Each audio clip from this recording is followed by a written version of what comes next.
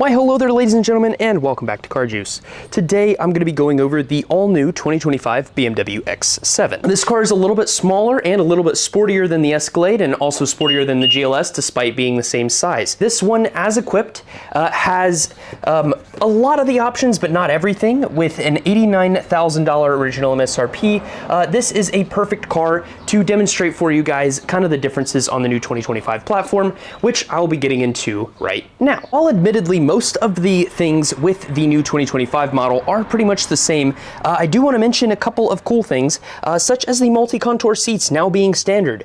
Typically these are a 750 to 1175 or 11750 option, or 1175 option, goodness gracious, with the luxury seating package. But you can actually get these multi-contour seats with the power extending leg rest and this access point here in the shoulders for free, included with the regular base model of the car. I think that this was a change for the 2025 year, which just makes sense. When you're spending almost $100,000 or so for a car, you want your seats to be most comfortable, and this is a very, very good choice from BMW.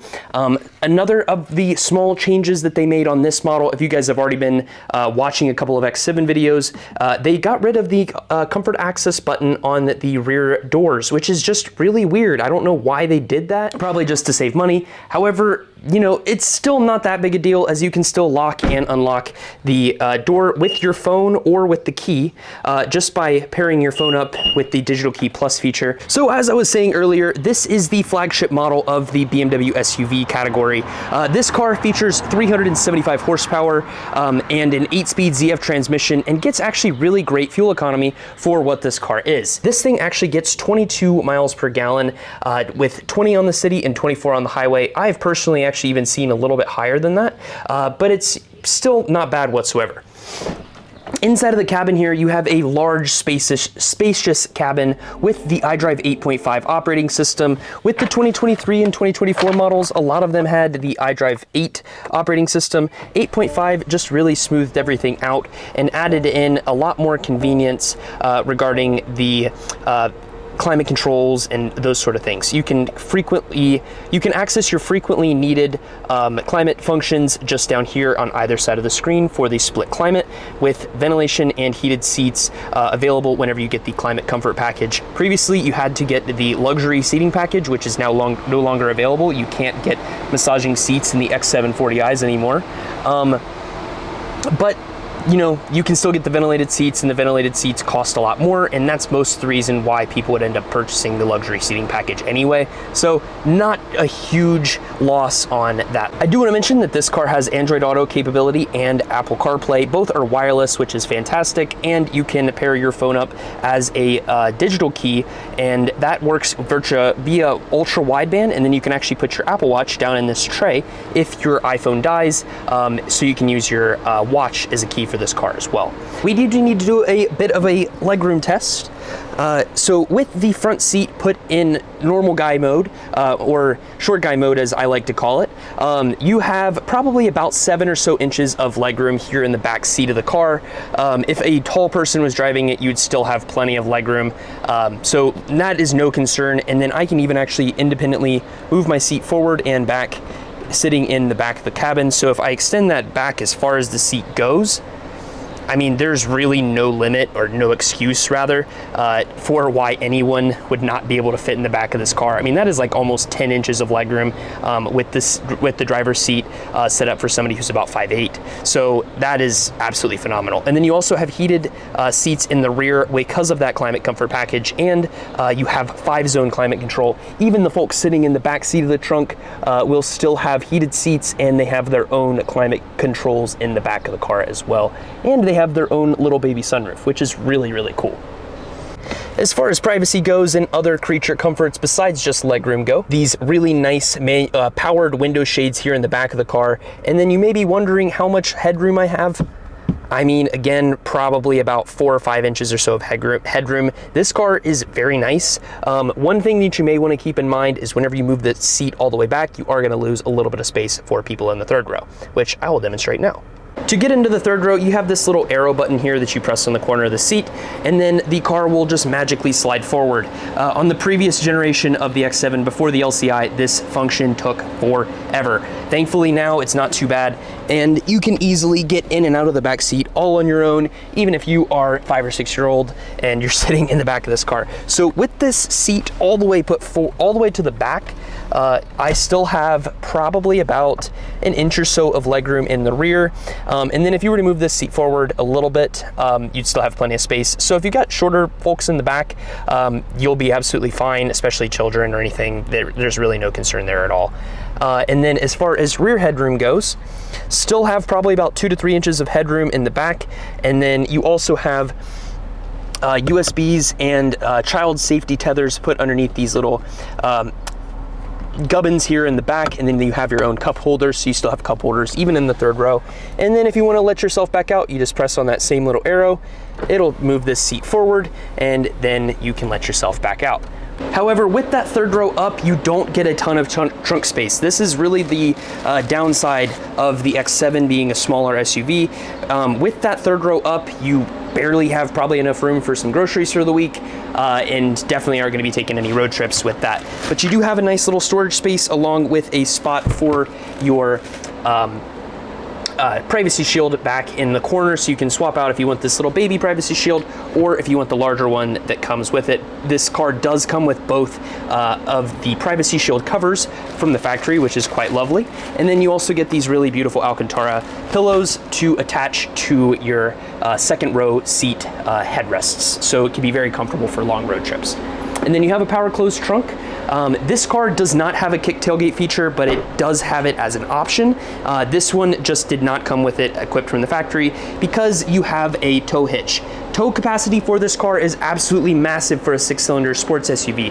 At almost 8,000 pounds, that is a ton of tow capacity for anything that you might need, such as a small boat or a small trailer or anything along those lines. But that kind of concludes the quirks and features of the X7 40i. Now I'm going to be taking you guys on a bit of a quick drive, and then giving you guys my final take, as well as where you can learn more about this vehicle if you're interested. All right, so behind the driver's seat of the X7 xDrive 40, you are probably in one of the nicest and most comfortable SUVs that you can really drive on the market. You get a lot for your money. The 375 horsepower inline six, the B58, is probably one of the most reliable vehicles, or most reliable engines that you can really get in the automotive space right now.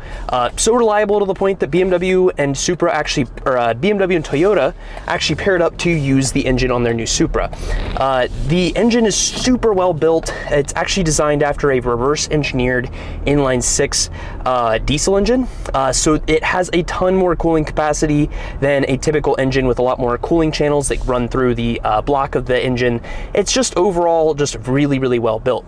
And then as far as safety goes and everything like that too, BMW has multiple both active and passive safety systems that are used pretty much throughout the car. One of which is that it tells you if you're in a school zone, if it tells you if you're what your current speed limit is, to ensure that you're not speeding unnecessarily.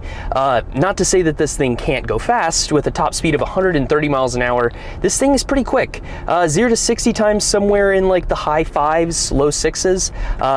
For a SUV that's this big, that's pretty nice too. And then it's also extremely comfortable with the air ride suspension. You can individually raise and lower the vehicle to make it easier for you to get in and out. If you have like older family members that may have a hard time getting in and out of like a very large vehicle or anything like that that doesn't have air suspension, they're going to have an issue. Versus with this, you can actually lower it down to the point where it makes it very easy for them to get in and out of the car. And then it's also packed with technology and everything like that too. For example, with the Intelligent Personal Assistant, or IPA as BMW likes to call it, you can actually have the car activate a personal assistant to help you out with a variety of different tasks. For example, the most common one is just changing the interior color of the ambient lighting, or you can have it navigate to your local BMW center. Hey BMW. Hey BMW. take me to BMW of Cincinnati North. And it'll actually display that in the heads-up display, and then it'll also display it down in your control display whenever you're ready to select it. You just select which you just select that you want to have the guidance start, and then the car will just take over from there. And it will also even, if you get certain packages, for example, the driving assistance professional package, it will also display your different arrows on the dashboard, and it will actually even kind of help you find where you're supposed to turn and those sort of things too. Just the car has a lot of like really cool high-tech features, and the map system works pretty well for an inbuilt navigation system. However, if you do want to use Apple CarPlay or Android Auto, it will put those same navigation prompts up in the dashboard for you to make it much easier for you to find it whenever that need arises. Again, absolutely love the air suspension. It really changes how this vehicle handles. It's very smooth over bumps. You can absolutely drill a pothole in this thing and have no problem with it whatsoever. Even though you still have the 21-inch wheels, that really balances it all out. And since this car is so big, those 21-inch wheels still have a ton of rubber and meat on them. So it's not like you're gonna be running around with bent wheels or anything like that. If you do opt for the more sporty wheels and tires, you can, get up to 23s on this thing, and those are going to have a little bit more wear and tear if you're considering one of these for your own household, just because they're performance tires. Performance tires don't last as long as a standard all seasons, and they also just don't have as much rubber meat to take up some of that brunt impact whenever you hit potholes or bumps in the road or various things in that nature. Quality of the cabin is very well built. These are the Cognac Sensifin seats, and they are super high quality. You also have a leather wrapped steering wheel, which is really nice as well.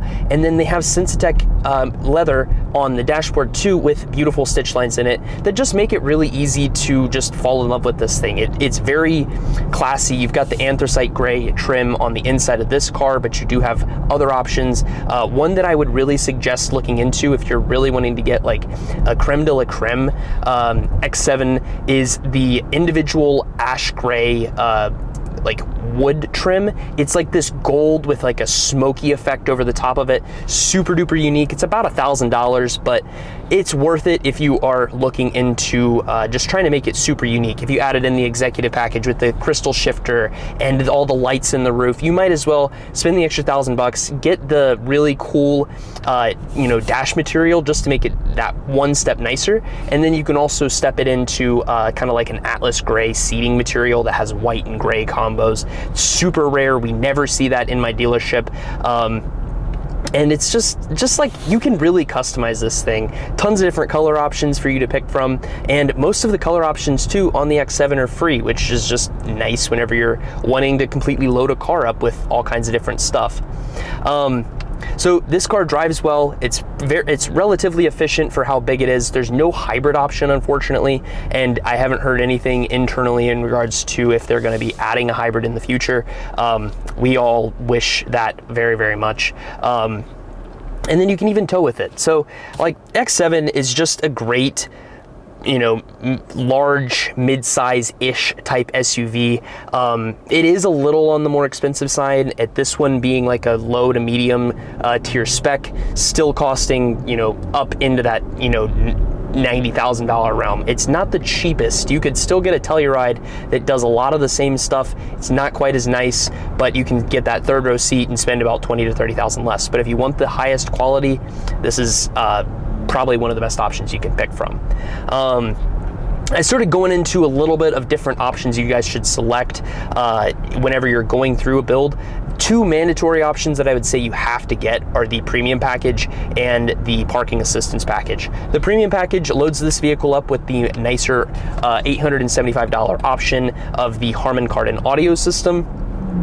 The standard system that's in this car is also made by Harman Kardon, but it just doesn't sound as good. You lose those subwoofers underneath the driver and passenger seat, and it's just, you just gotta get it. It also gets you things like your heads-up display and your heated steering wheel, heated seats. Premium package makes it feel like a BMW. At the end of the day, most cars that we get most cars that we are getting in have that package already, but if you are building one on your own, just don't cheap out. That's one option that's super worth it.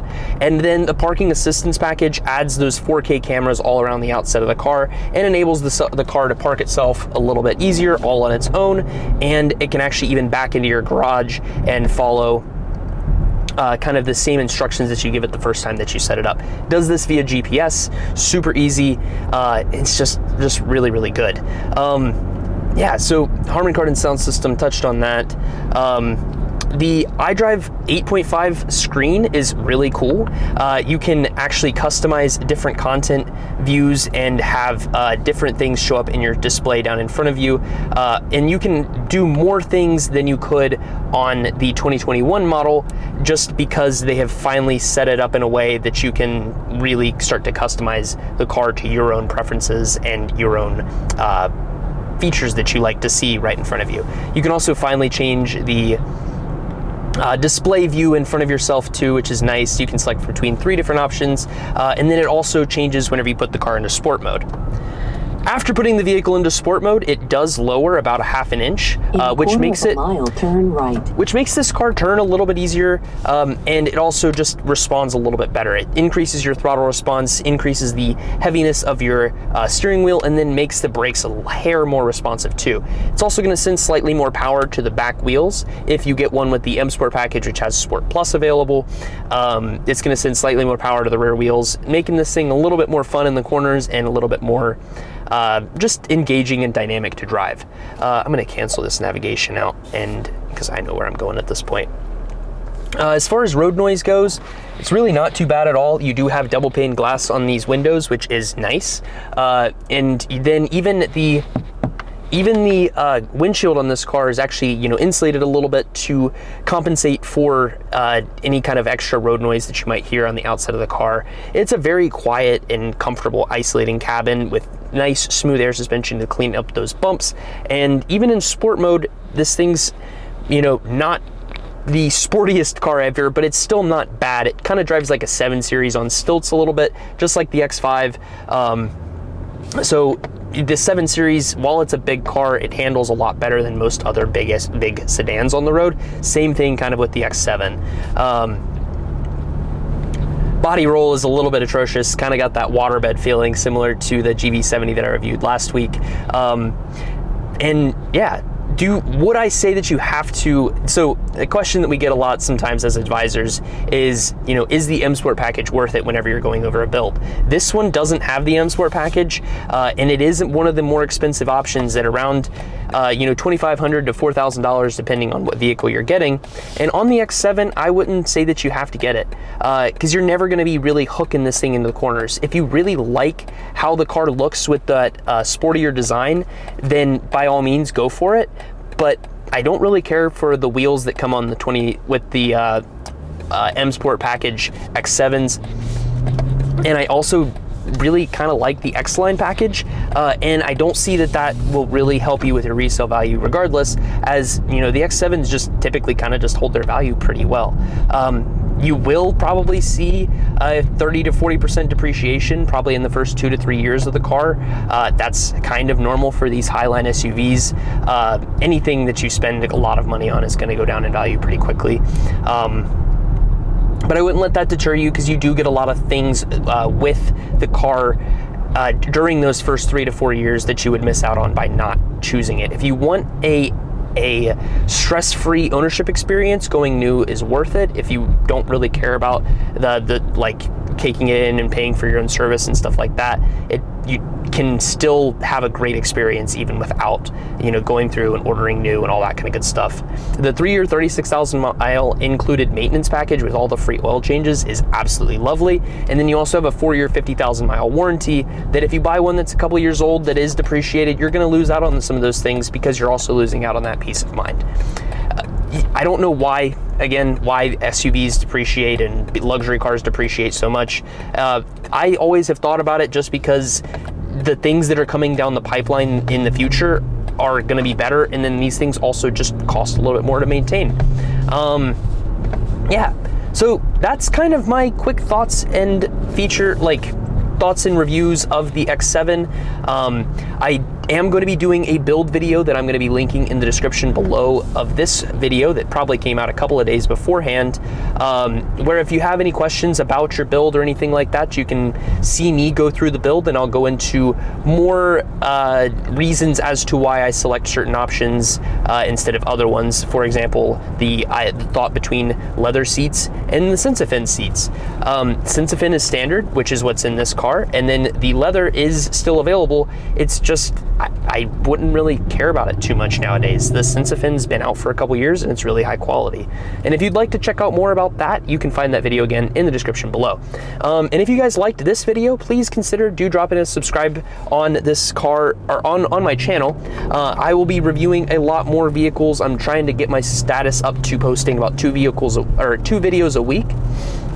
And that's coming along with a little bit of growing pains, but hopefully you guys did enjoy this one. Hopefully you learned something. And if you guys have any questions, again, put those down in the comment section below. Without further ado, guys, thank you so much for watching today's video, and I'll catch you guys in the next one. Deuces.